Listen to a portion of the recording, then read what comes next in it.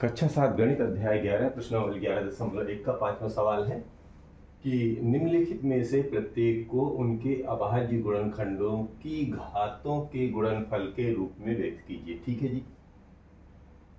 तो ये हमारा सवाल है 648 और एक है 405। पहले एक एक करके हल करते हैं। तो सबसे पहले अभाज्य गुणनखंड इसका निकाल लेते हैं। तो अभाज्य गुणनखंड कैसे निकलेगा? 648 अभाज्य गुणनखंड ऐसे निकलता है। ठीक है। इकाई पर सम संख्या है तो 2 से शुरू करेंगे। तो 2 तिहाई 6, 2 दूनी 4, 2 चौके 8।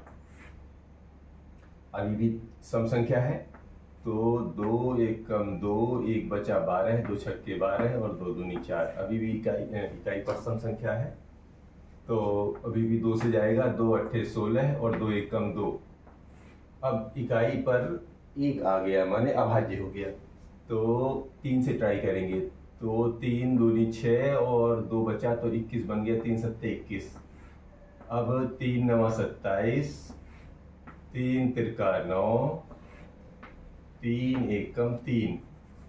यहाँ तक जो है ये 1 आ गया माने यहाँ पर रुक जाना है। अब हुआ क्या है?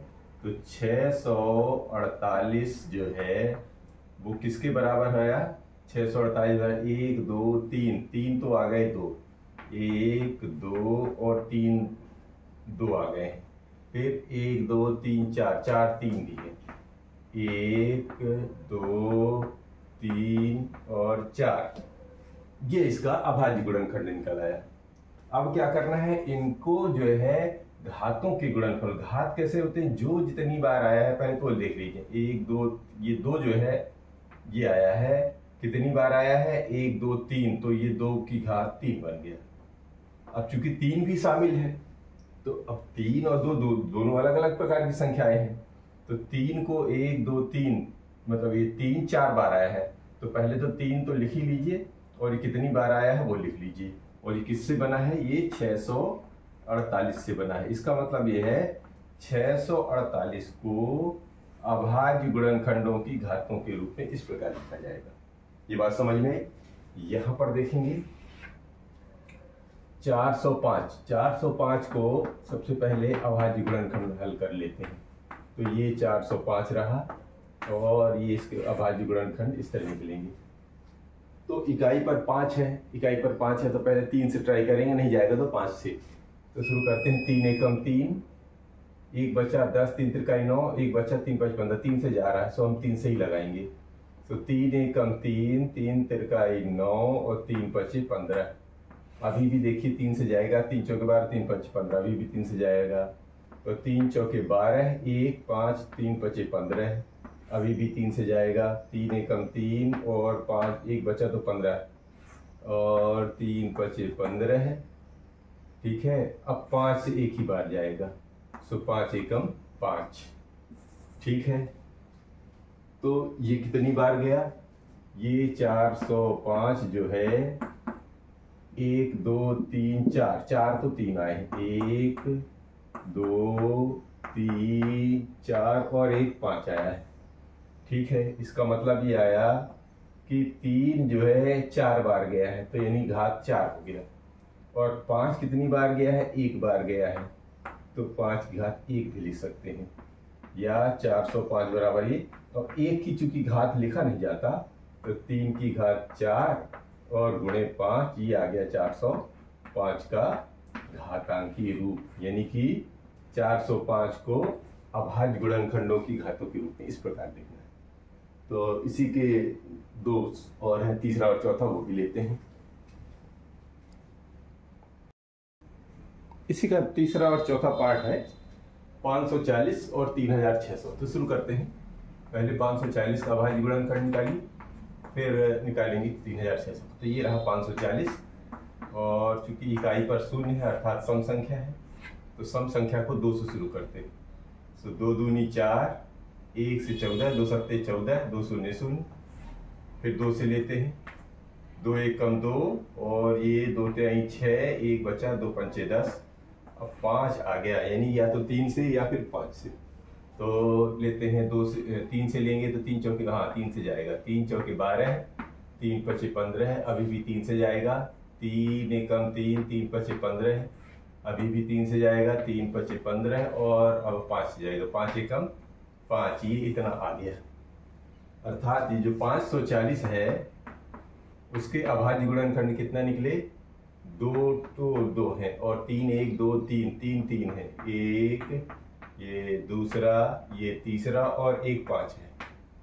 ये तो इसके अभाज्य गुणनखंड निकला है। अब इनको घातों में बदलना है। घात के कैसे बनाते हैं, जो अंक जितनी बार जो आया है पहले तो वो लिख लीजिए।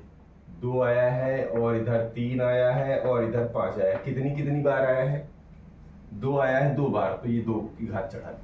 3 कितनी बार आया, 1 2 3, तो यहाँ पे 3 की घात चढ़ाई। 5 कितनी बार, 1 बार। अब आंसर कैसे लिखेंगे, ये किसका है, ये मान 540 का। इसका मतलब ये हुआ कि 540 का जो अभाज्य गुणनखंड की घात आएगी, 2 की घातें 3, 3 की घातें 3 और 5। चूंकि 5 की घात 1 जो है वो 1 को लिखा नहीं जाता, वो अंडरस्टूड रहता है, इसलिए ये इसका घातांकीय रूप हो गया। 3600 का भी देख लेते हैं। तो 3600 का पहले अभाज्य गुणनखंड निकालिए। 3000 ये 600 है, इसका ये अभाज्य गुणनखंड निकालने के इकाई पर शून्य अर्थात 2 से शुरू करेंगे। तो ये लीजिए 2 से शुरू करते हैं। 2 एकम 2 और 1 से बना 16, 2 अट्ठे 16, फिर 0 0। अब 2 से शुरू करेंगे तो 2 9 18 है ना, 0 0, अभी भी इकाई पर शून्य है तो 2 से ही लेंगे। सो 2 चौके 8, 10 बना, 2 पंचे 10, अभी भी 0 सॉरी। तो 2 दूनी 4, 15, 2 सत्ते 14 और 2 पंचे 10। अब 5 आ गया तो या तो 3 से या फिर 5 से, तो 3 नंबर 27 और 5 नहीं जाएगा, सीधा 5 से ही जाएगा।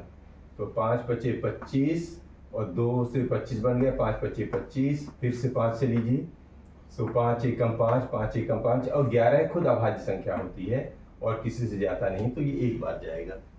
तो इसका क्या क्या निकला, 3600 के जो अभाज्य गुणनखंड निकले तो 1 2 3 4, 4 तो 2 हैं, तो 1 2 3 4 तो 2 आए और 2 ठो 5 हैं, तो ये 5 गुणे 5, 2 ठो 5 और ये 11 भी है, ये 11। अब इसमें जो जो अंक आए थे वो लिख लेते हैं। ये 2 आया है, 5 आया है और 11 आया है, कितनी बार आए हैं उनको घात चढ़ा दीजिए। तो 1 2 3 4, तो ये बन गया 2 की घात 4, 5 में 1 2, तो ये बन गया 2, 11 एक बार आया है तो ये बन गया 1। ये किसका आया रहा है, ये 3600 का। अब इसका घातांकी रूप क्या कहलाएगा, तो 3600 का घातांकी रूप बन गया 2 की घात 4 गुणे 5 की घातें 2 गुणे 11 की घातें 1, लेकिन 1 लिखते नहीं है, इसका मतलब यही इसका घातांकीय रूप है, घात में वर्णन है। तो इस तरह ये रहा प्रश्न क्रमांक 5।